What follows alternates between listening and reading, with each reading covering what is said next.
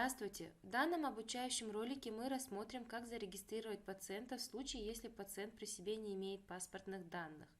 Переходим в меню регистрации нового пациента.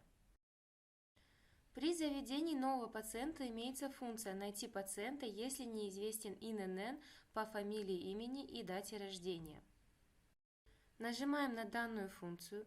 Далее появится дополнительное окно, в котором, используя поиск по отдельным или по всем полям, можно найти и заполнить паспортные данные пациента. Для того, чтобы заполнить поля, необходимо уточнить у пациента данные: фамилию, имя, отчество и дату рождения. Полученные данные вводим в поле поиска. Далее нажимаем кнопку «Найти».